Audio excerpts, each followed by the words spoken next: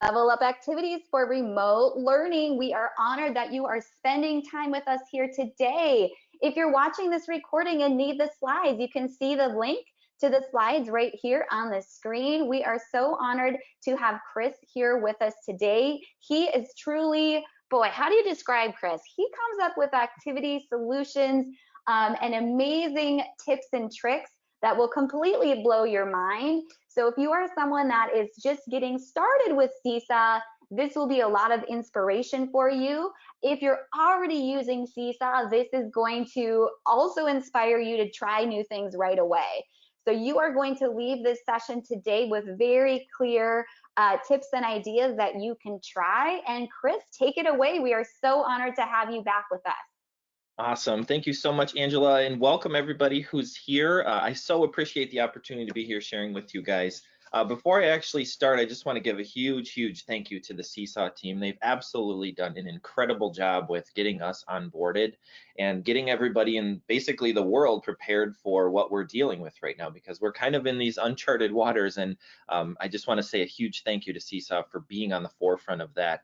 And just kind of reiterate what Angela said is that we're kind of all in this together. So there are some slides in here where my email is on this and my Twitter handle is on there. So please don't hesitate to reach out if you guys have questions, because we're all in this new world together right now, and it's really important that we kind of rely on what we can do together as a group rather than just living in all of our silos. So I'm just going to say that before I get started. My name is Kris Szajner. I am an elementary technology integration specialist for Prior Lake Savage Area Schools. We're a district of about 9,000 students in Minnesota. Before I stepped into this role, I was also a kindergarten teacher, just like Angela, and I loved every second of it, but I also love every second of this job too. There is a little link there at the bottom for some of these activities that that Angela also shared on this too. So if you didn't get that earlier, you can also get them here. Okay. Here is kind of our goals for today. The number one on here is that we want to demonstrate some easy wins for blended learning. And really what that whole core of this is, I'm going to show you a lot of ideas today. And if you walk away with one, that's amazing. If you walk away with 15, that's even more amazing. But I want you just to kind of see some easy ways that you can level up your activities for remote learning. That's going to be this learning at home. I am sharing multiple ideas, obviously, and my most important one here is how do we stay connected with our students? I'm going to share some ways that could be some best practices for you, but as we start to be away from our students, how do we make sure that that relationship is still there? Because that's super important for a lot of families, and especially our families who maybe don't have the best home lives at home. And if we can make that better by changing the way we do activities, great, that's a huge win. Okay. Here is one other little thing before we get going on this is like safety and signing in. If you haven't yet seen what Seesaw has brought to the table, follow their lead. They know so much about how to make sure that everything is safe and that you can sign your kids in the right way. So please just go to their remote learning resources for families, grab all of their resources on there and just ask questions of them, because they're going to do a phenomenal job of making sure that everybody is safe and everybody is onboarded. Okay. So before we jump into the first actual topic, here is a tweet that I sent out a few weeks ago, and I'm going to focus the first 6 or 7 ideas here on basically two like tools that Seesaw has, the microphone and the camera. And I think that these are 2 extremely powerful tools that are very easy for students to access. That's why I'm choosing to do these. Okay. So without further ado, we're going to start with the camera. This, in my opinion, is your bridge between accountability and rigor for what actually happens at home. Here is our first idea. An easy win for you is this is just a simple check-in for your students. So this is an activity template. If you're somebody who's following along on the slides, which again are right up here, you can actually click on this, and this is the activity you can grab and put into your class. But this is just a simple check-in for kids. I feel like a superhero today because, and they can use this right here to take a picture, drop it in this spot, and then share. Why do they feel like a superhero? I feel like a superhero because I was able to read 2 chapters out of my story today, or whatever they're going to share. Or I helped my parents make breakfast. A really fun way to get a little perspective into what's happening at home, and also kind of boost up their morale while they're a little bit further away from us. Here is another easy win. Again, you can click on this to get it. Now, this is just kind of a way to get a perspective on what's actually happening with them. So this one's called a snapshot of me. So they would take a picture of themselves and they would replace these two words right here, like I am thinking about my math homework today. The things that I'm saying are, thank you, Mom, so much for helping me get onboarded with all of my fun stuff I have to do for this. So the students are literally replacing their thinking, their saying bubbles with an actual picture and things that they're actually thinking and saying. So I'm gonna actually click on this just so you guys can see how this works. Again, if I just click on these pictures, it's gonna take me right to Seesaw where I can actually save this and put it into my class. So it's super, super slick, super easy. Hopefully you guys are following along on this too. Here is our next one, and I'm gonna actually show this. So this is one of my favorite easy wins that's here, and this is a blank canvas for students. I called it a snapshot of my day, but if you read the directions here, it says, click on add response, use the pen to put a title on your page, and then fill this out with 3 different pictures. So we're literally gonna give the freedom to the students to say, you know what, I want to take pictures today of my cat, or I want to take pictures today of this music that I wrote for my music teacher. I want to take pictures today of this cool thing that I built with Playmobiles or with Duplos or whatever they have at their fingertips. So this is just a great way to get some freedom in our students' hands, but also have some accountability on like, yeah, like I love to see what's happening in your house and what you're doing on a daily life. And this is going to give me some of that perspective. Okay. Let's move on to the last idea for our camera, which is right here. So this idea actually came from a 1st grade teacher in my school district, and she's like, I saw this thing and I want you to remake it, Kris. So I did, and this is kind of what it looks like. And I'm gonna make this one actually live for you right now so you guys can see this process, because you might be looking at some of these and say, that's cool, but how do I actually make one of these things? So I'm going to show you that process from start to finish. So I'm here in Seesaw. I'm going to actually back all the way out so I'm in my class. I'm going to go up here to add and click assign activity, because we literally want to start from nothing. So I go over here to create a new activity, and let's title this colors around my house. Directions, click on add to take photo of, I don't know if that'll work, of your colors. We'll just leave it at that. Okay. I'm going to go down here to template. And again, we're starting from scratch. So I'm going to just click drawing and use my blank canvas that we have here. So I'm going to just quickly throw in some shapes to be our background colors. I like to use this little rounded corner one for a landing spot for all of our images. And we'll make this white so it actually disappears, but we'll change our background right now to be a fun dark color. Here we go. So we have our first landing spot kind of made. I'm just going to duplicate this. I am on a MacBook, so I'm using Command D. If you're on a PC, I believe it is Control D. You can also just copy paste, or you can right click on this. Oops, right click. I'm missing right here on the 3 dots and go duplicate. That's the one. Okay. What I'm going to do, since I kind of have this canvas set, is I'm going to just add a color to them. So let's call this first one red. Oops. Like this, and I'm going to change the style just like that. Okay, we're just going to do these top 3 just so you guys can see the whole process. Blue, and the last one can be green. Now I can go like this and change these colors to match. This would be, oops, that was the wrong one. This would be a little bit easier, especially for our young learners to see, like, maybe they don't know how to read these color words. So this is going to help them. The final thing I'm going to do is I actually found this cool little camera PNG image from the internet. I did not make this. This is something else's. All this allows me to do, and it allows students to also have a really easy access into what they need to do. So this literally is saying, like, use the camera to take a picture and drop it right here. Okay. 1, 2, and 3. Just for demonstration, we're going to stop it right there. That's it. Okay. So that is a process you can take to actually make an activity like this for counting around the house. You could change this to be like numbers around the house. You could change it to be sight words around the house.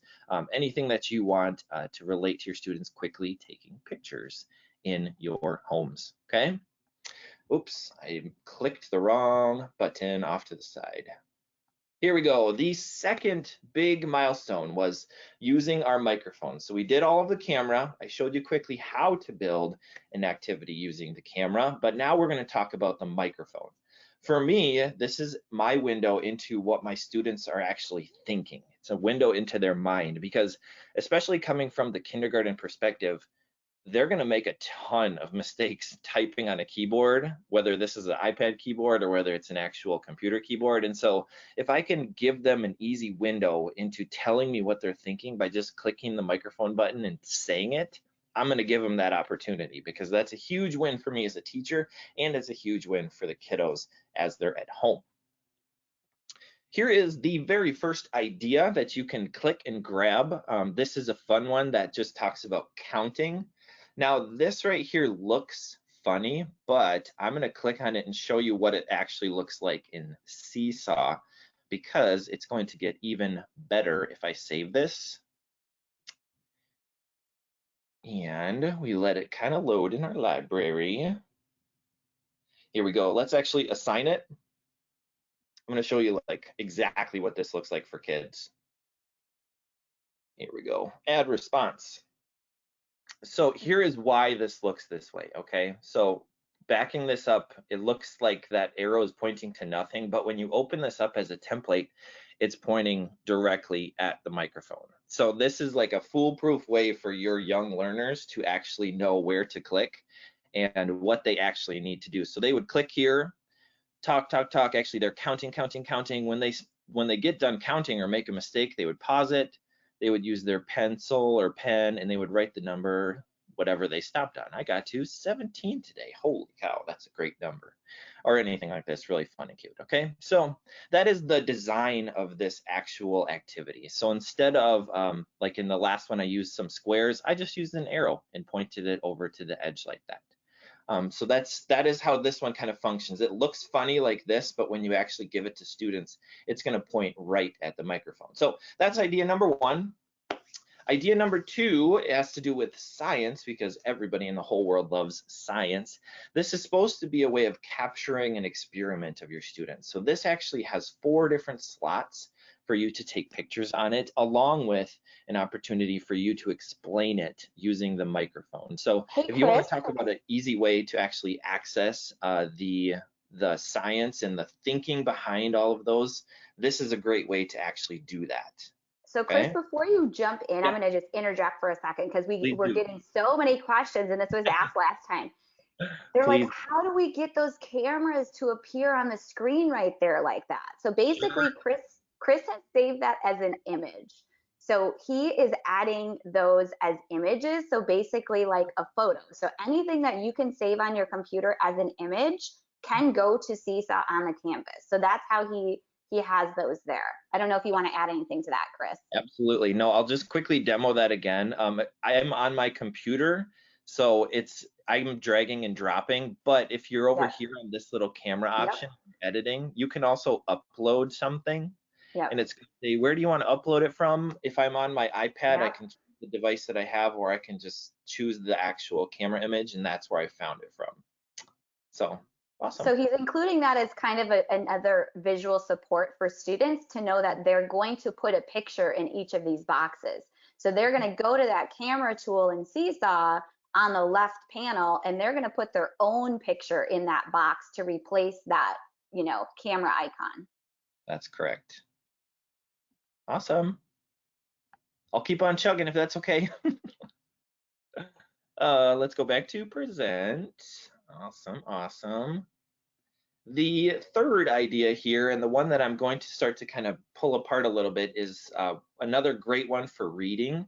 The book I read about was this. So students are taking a picture of the title, and they're choosing the microphone to actually read aloud the story or retell the story. So what I'm going to do is actually add this to my library. I'll close out of a couple of these.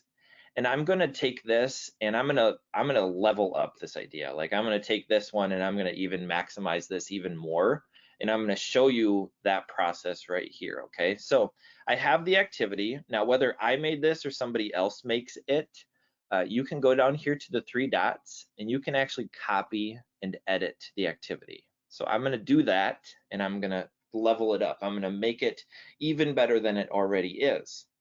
So I'm going to go down to edit the template and I'm going to just add 1 page on here. Now I like the way this looks and feels already, so I'm going to go over here to the 3 dots and just duplicate the entire page, just like this, okay? And I'm going to change the title to be my favorite part of this story was ... and we're just going to leave it just like this, okay? So not only do I have a page for students and a response for them of like, what was your book? Tell me about it. But also tell me about what your favorite part of the story was. Tell me about this. Show me a picture of that page. You could continue this and say, what was the main character of the story? Where did this story take place? You could build like a 5 or 6 page activity that relates to one story that's going to allow for a pretty rigorous activity for our kiddos and pull out some great essentials for you as a teacher on what they understand about their reading. So that is the final example actually for our microphone. We're flying through this, which is good because I actually want to get to some of the best ideas I have on here, like this staying connected section, which in my opinion is super, super important for us to be able to have a way to use activities to check in with our students on their mindset and their well-being. I always try to keep that in the forefront, and that's something that I try to coach teachers in doing because we don't know, we can't see their faces every day, and we can't actually like give them a hug, a physical hug at least. And so how are we maintaining that relationship and that check-in with our kiddos? If you're on the presentation, this link down here is for just an Edutopia article that just talks about this a little bit. If you want to read, that's totally an option. But I'm going to show you 3 examples of how this could look as a Seesaw activity. So here's idea number 1. Today I laughed about. Okay, what did you laugh about at home? What was funny? What cheered you up in your classroom? If you're somebody who's really nerdy about like colors and what they actually mean, like color meaning, like yellow has to do with laughter and happiness. That's why I chose that one. But that's just, that's kind of the nerdy part of how these can be designed, is that, trying to include little things like this of like, yeah, let's be cheerful about this page. Tell me about what you laughed about. Maybe take a picture of it. Maybe it was some funny meme. Tell me about it. I want to hear from you as a kiddo. So this is one that's a great way to check in with your kids.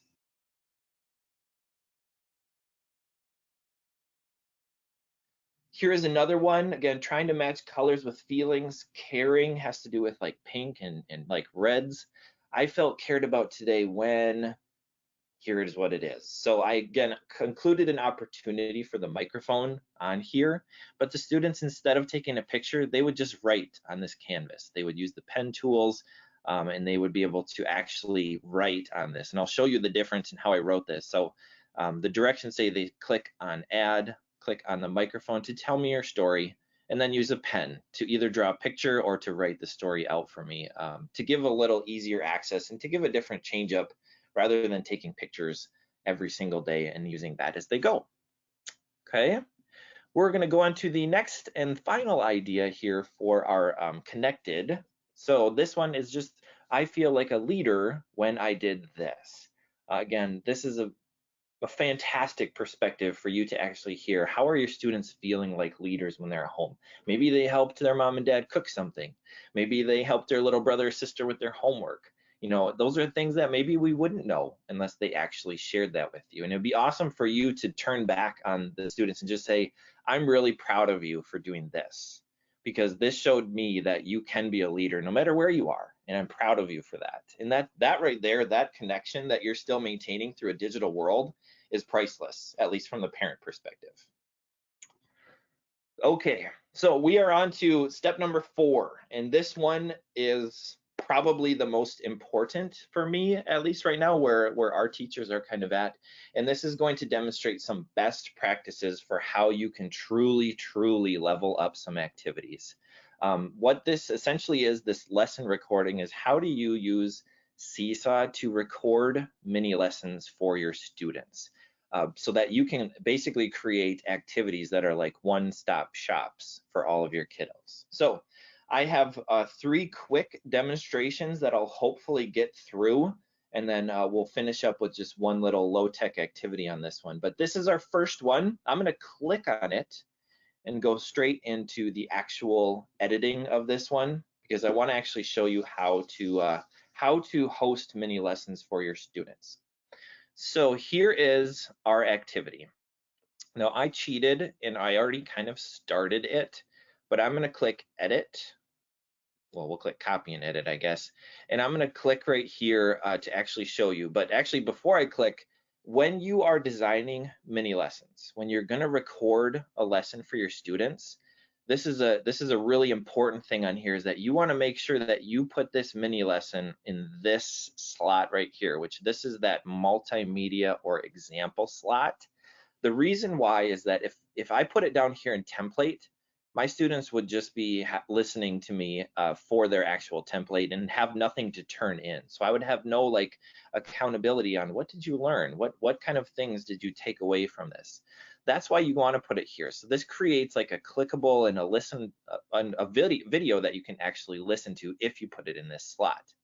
So I'm going to click this and show you what I put together. This is just text boxes. These are little squares and these are counters.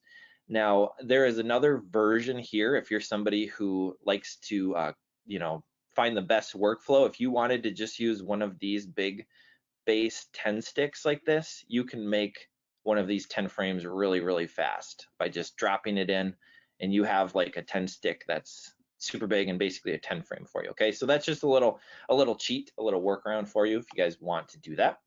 What I did is I went the hard way and made individual squares. But how you would actually host the mini lesson is, once I have all of my pieces built here, I'm going to click this microphone. And once I do that, it's going to listen to everything that I say.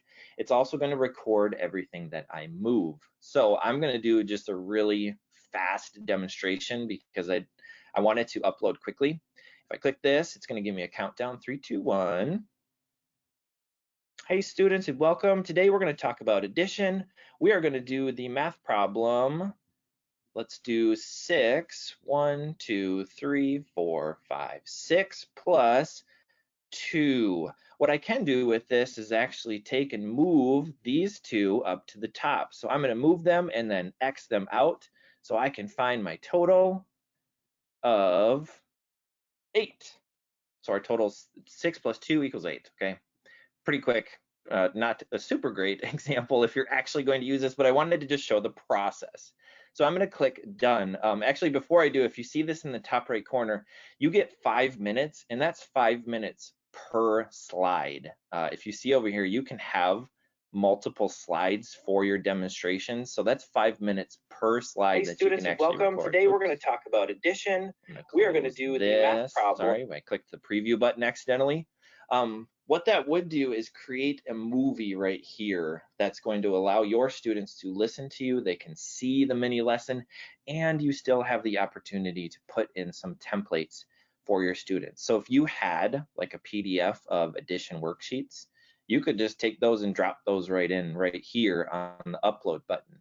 If you had some other activities from a different site that you wanted to do, you could add those in here as well. But this is your way to create a one-stop shop for students that includes a mini lesson, that includes templates, that they are going to do all of their learning in one place. That's going to save them a bunch of time and save you some time too as you're starting to design your distance learning. Okay, so that was the first example. I'm going to skip over this one and go on to this reading one, because I think this one is probably my favorite out of all of these, and I want to quickly demo this one for you guys as well before we move on to the low tech activities. So I'm going to click save. Again, I kind of cheated and started this for us. Let's go over here. Oh boy, we're opening a bunch of windows. Okay, we'll go here to save just once. There we go. And we'll kind of let this load in our library.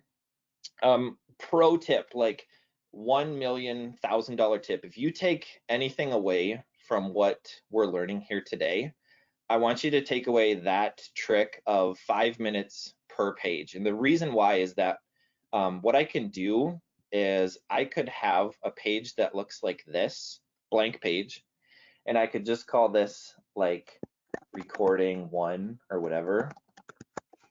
And I could read aloud to my students. And what happens is that when we read long books to students, the 5 minutes runs out really quick.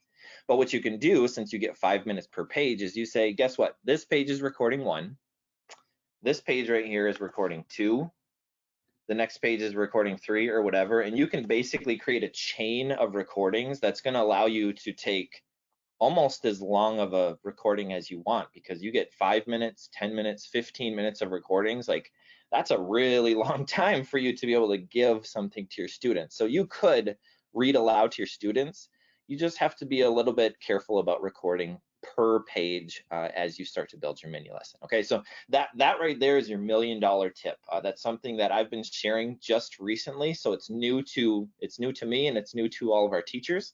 But you guys just got it right now, so that's pretty awesome. Okay, so here's the next one. I'm actually not going to hit record on this because I want to just show you how this could look. So we're just going to pretend. So here we go. We're going to click pretend, click, ready, set, go, click. Hey students, it's great to see you. We're going to talk today about reading. Let's read these words together. The first word is him. The second word is the. Third word is can. The last word is see. Okay. Stop recording, move on to the next one. How I built these is I went over here to the text tool. I typed in my word, this or like that. I shrunk one of the edges like this so it's kind of as small as it actually can go. And then I cranked out the corner just like that. So it basically creates like this card that's on here. If you're somebody who likes YouTube tutorials, I did one on like pocket charts that you can go look at. On the very last link of my presentation, there is that YouTube playlist that's on there too. But this is what I essentially did, is just create these little cards that students can read, or I can read to them, okay? That's how this fun little page would work. You could also create it like this if you're gonna do some phonics. So again, pretend clicking, 3, 2, 1, click. Hey, we're gonna talk about digraphs today. Remember, digraphs are 2 letters that make 1 sound. This word is ch, add, chad, add, thad. Let's switch out our ending. Ch, ip, chip, ip, thip. And then pause it, stop, oops, stop it right there or anything like that. So that is how this could work for reading as well. Again, the big giant $1 million, $8 million tip on that one is, if you're going to record like a book for your kids, put it on multiple pages because you get 5 minutes per page.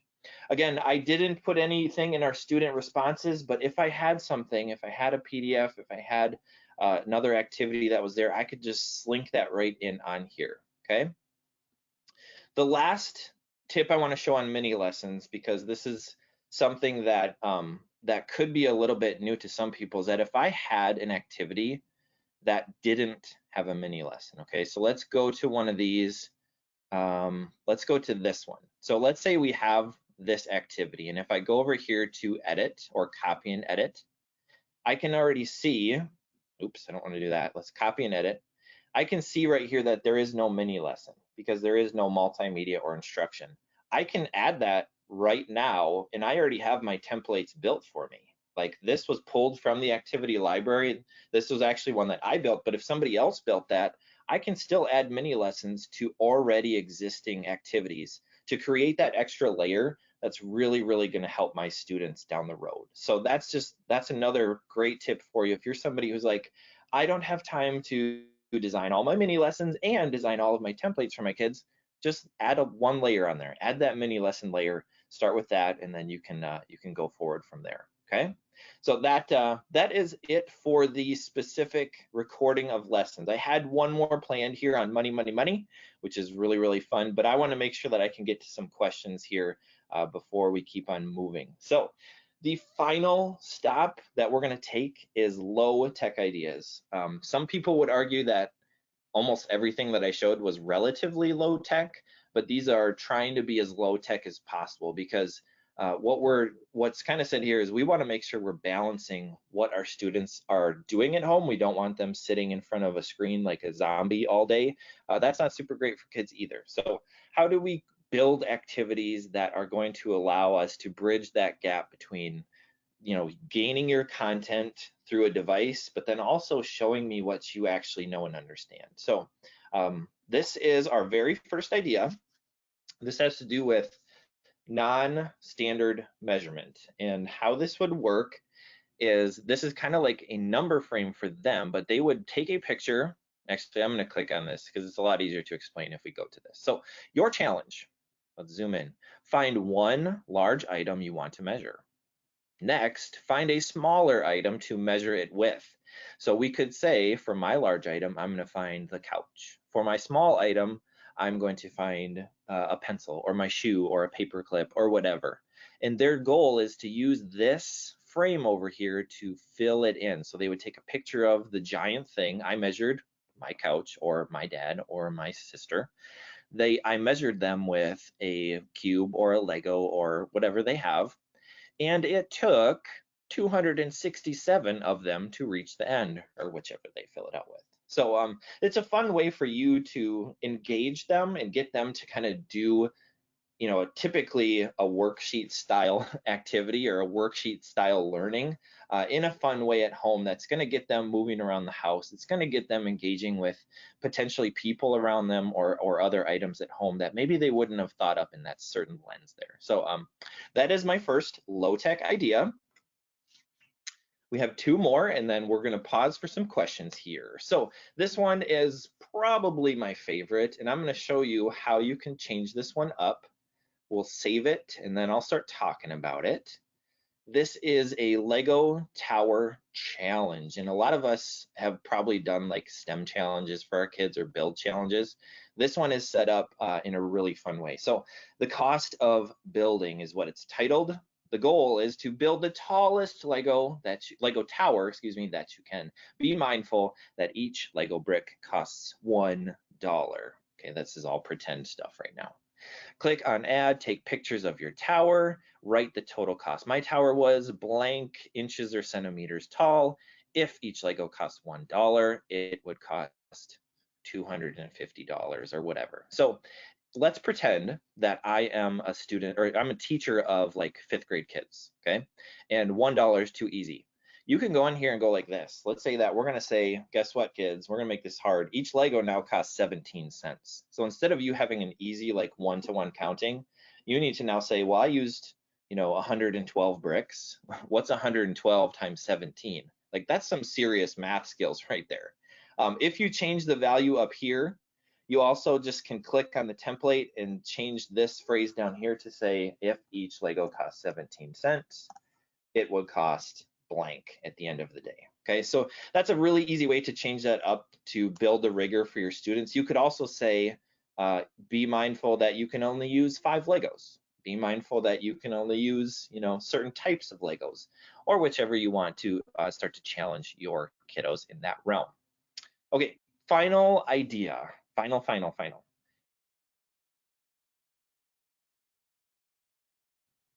Random acts of kindness. Now, when I was a kindergarten teacher, we actually had a club, like Random Acts of Kindness Club, and it was like, talk about warming your heart.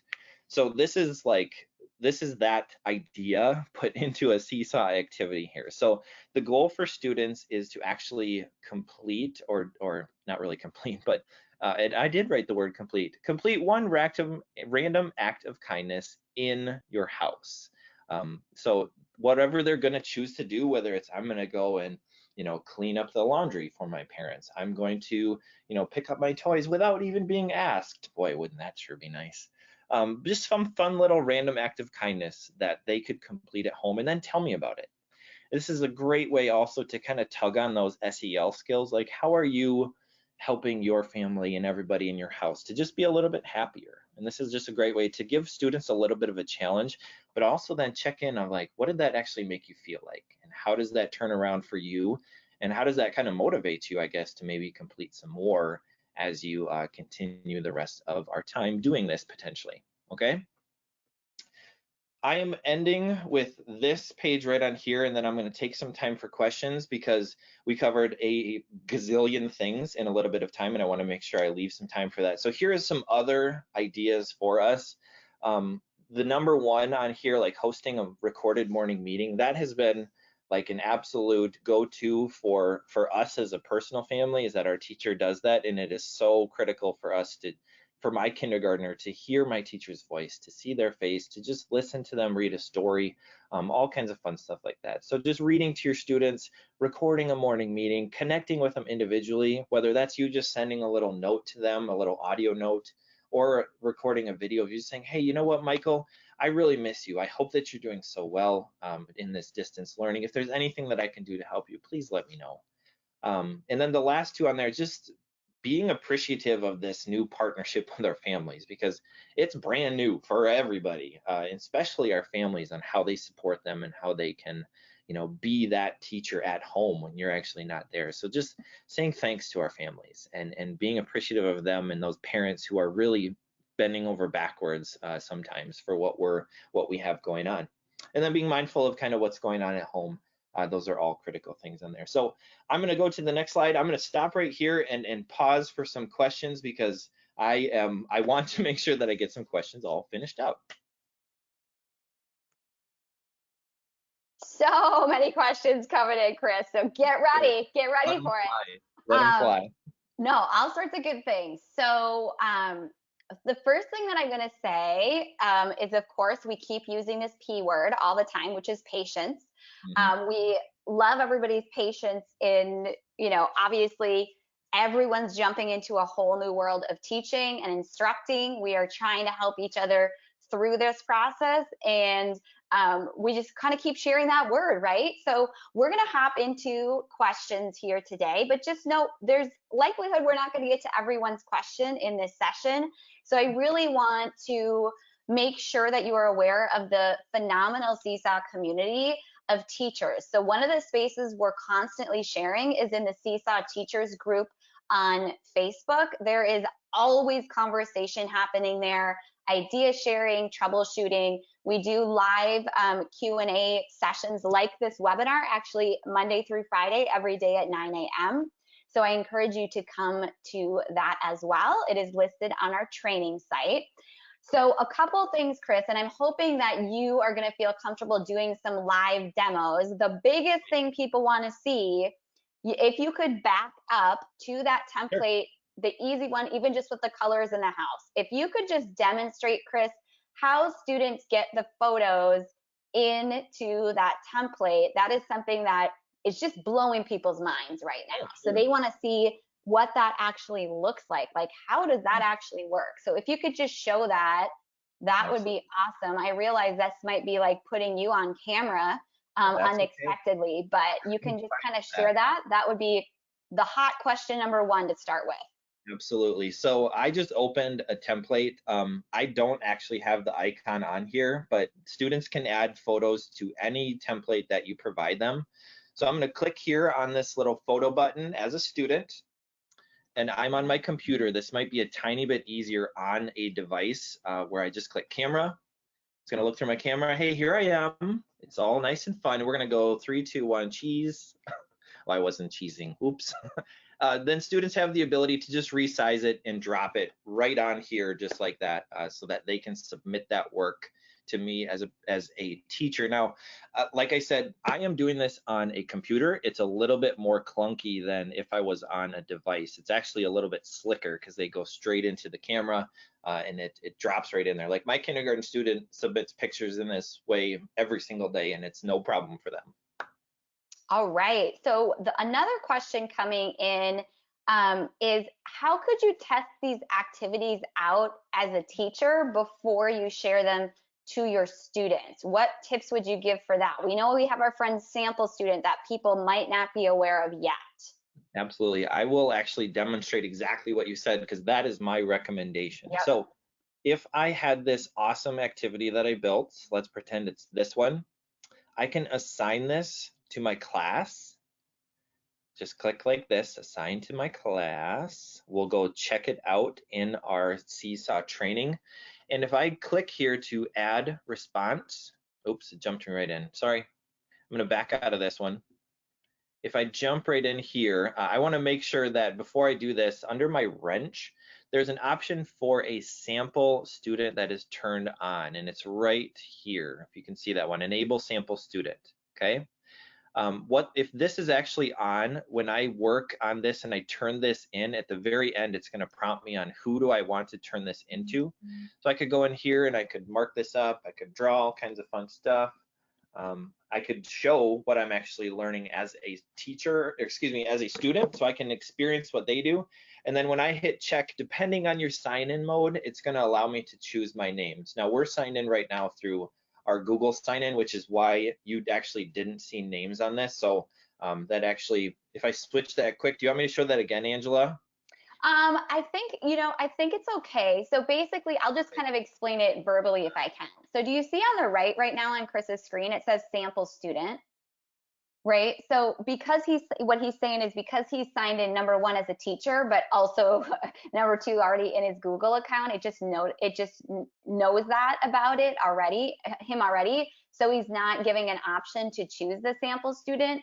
So you can go in, and it will allow you to either select sample student when you're turning in the activity, or because you're signed in as a teacher, it just knows you're already a teacher. So it's not going to go to any other student to share with, if that makes sense.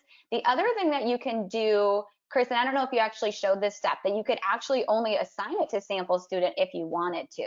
So when you're sharing that activity, you can actually go to edit the students that it's going to and only send it to sample student if you truly don't want. So if you click right there, edit students, you could actually deselect everybody and then just click on sample student to share that, because then it's not even going to land in any of your students' activities tab at home, if that makes sense. So that you can see it's shared with one student. It says under Seesaw training, it says one student.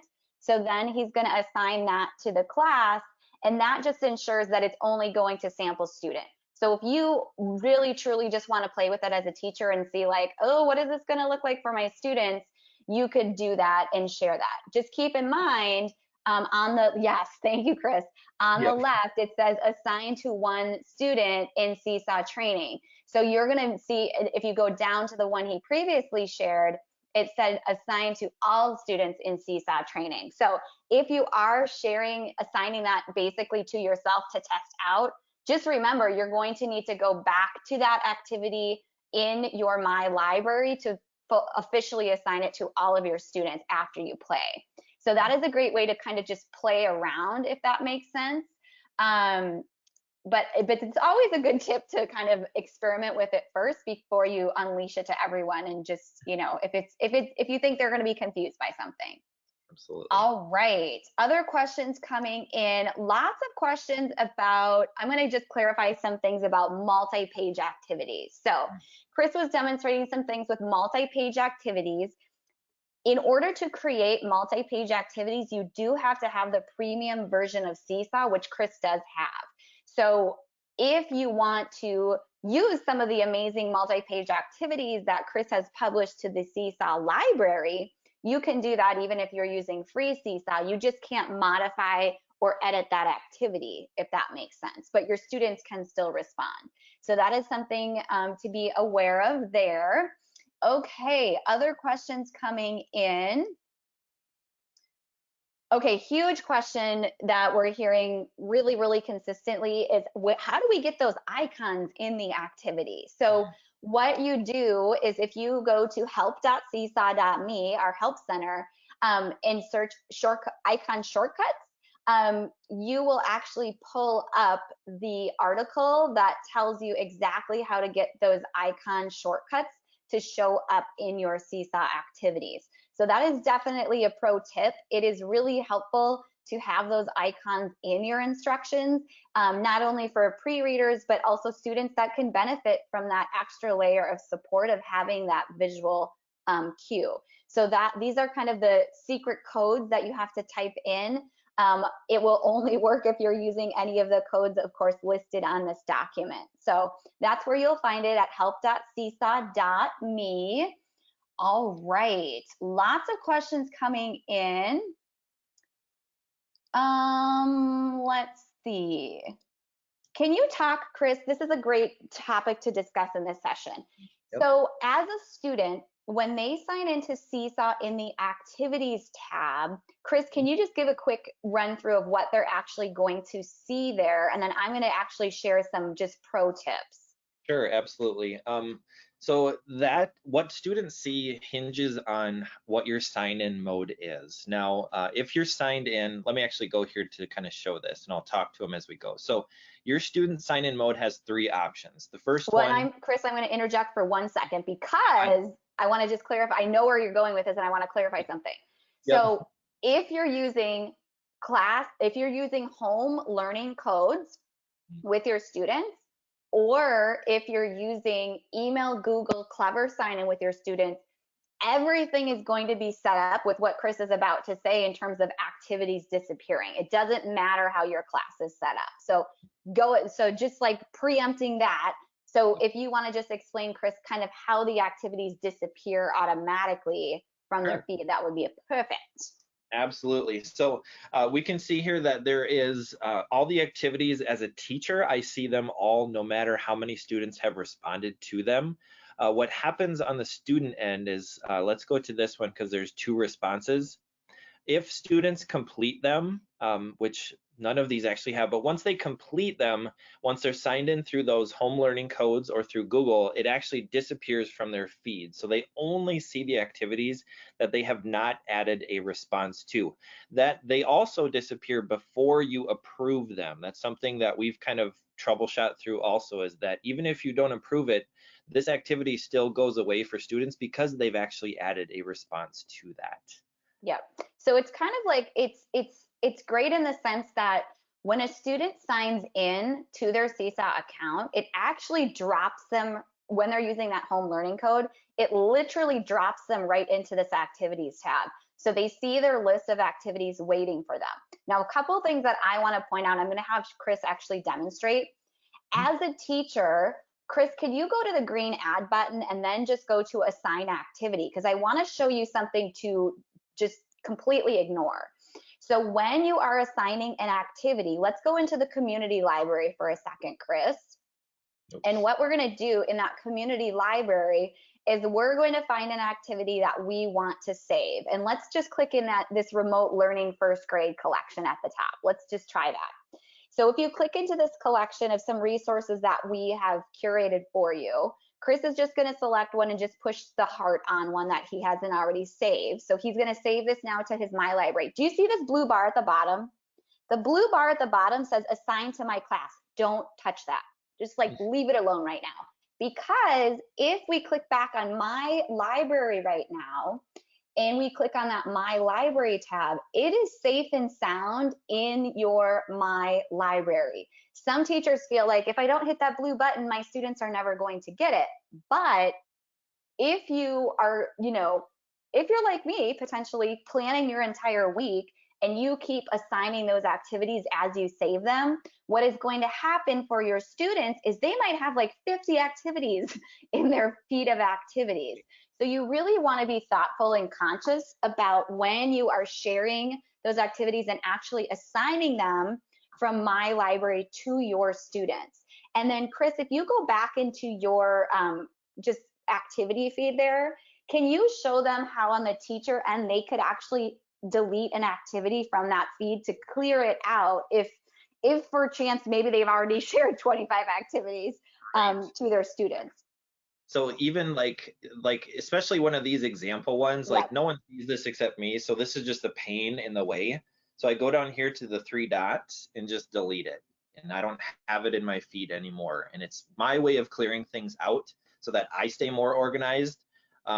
If a student hadn't responded to this yet and you do delete it, that also removes it for them as well, just so you guys know that. Yes. The other thing, Kris, and their responses are safe and sound in the journal. So you're not deleting their work or anything like that.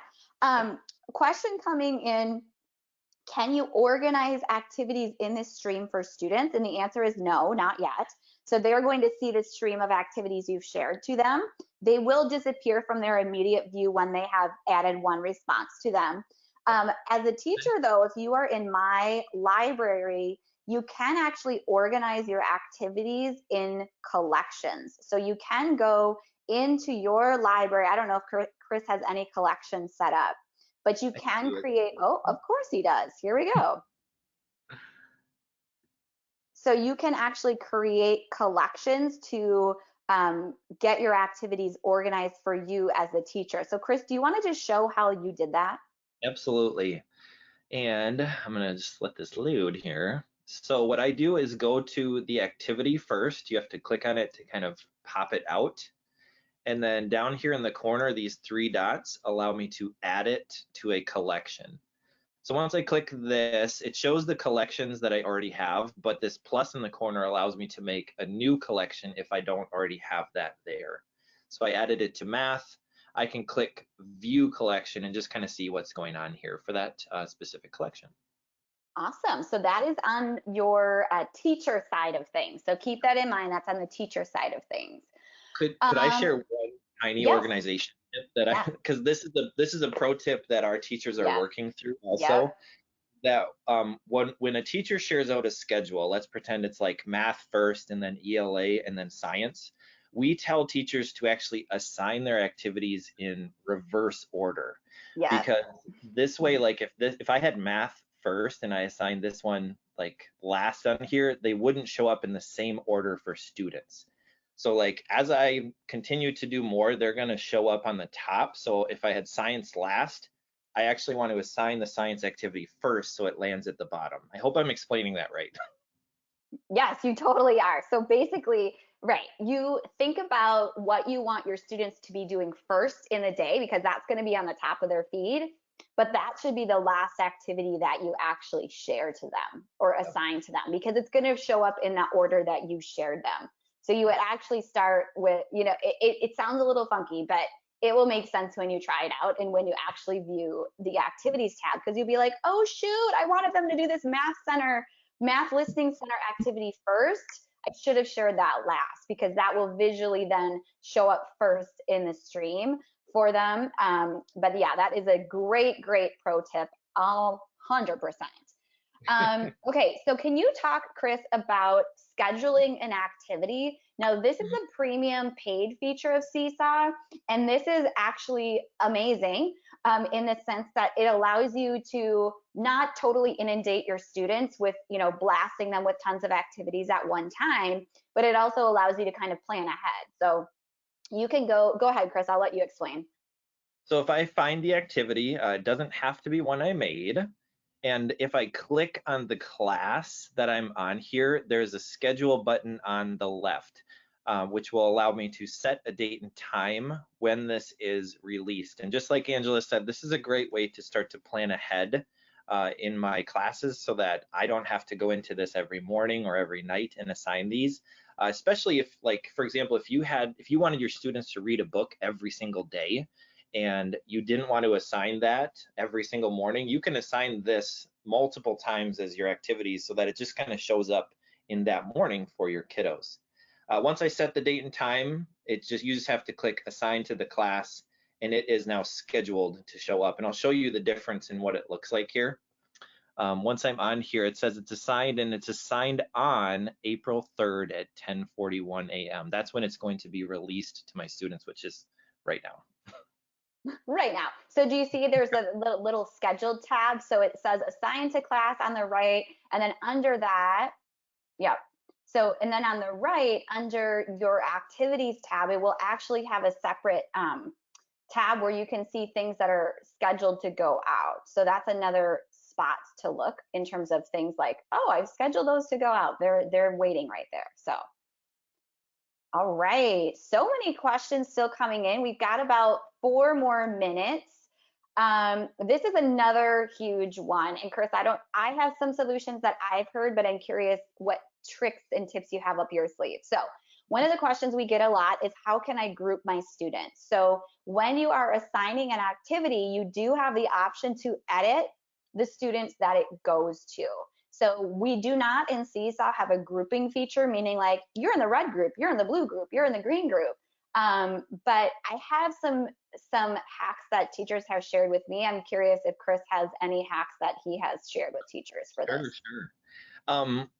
The one hack that I have is, and this isn't one that I've actually shared because sometimes it can be a little bit funny, is just to have your students, like the folders that you have them dump in. I like to choose folders for the specific groups. Now, what the folders allow is for me on the teacher end to go back and know that, if we wanted it to be just Buzz, Jesse, Rex, and Woody, these two are going to be in our ELA group. This allows me as a teacher to stay organized without everybody in the whole class kind of seeing that super, super publicly. Students can go back and check things by folders, but that's one way that I kind of have for organizing groups that keeps me as a teacher organized. Um, that's about all I have for that one. Do you got a Yeah, no, different no, idea no. for So that? other things that I've heard is basically would involve changing the student's display name. So they you would have I've seen some teachers that go in and they say, they put a one in front of one student or whatever. I think one of the things that I would of course caution you about is as teachers, we constantly hope that our groups are dynamic and ever changing so that you're not always going to have a student in one group at all times. But that is what they have done in some cases where they go into manage students. And then they go and they edit the student's display name to potentially have, something different at the front that signifies, what group they're in, or, maybe it's a grade. Some teachers have grade level, multi-grade levels, so like first and second grade, so they put a one in front of the first graders or whatnot.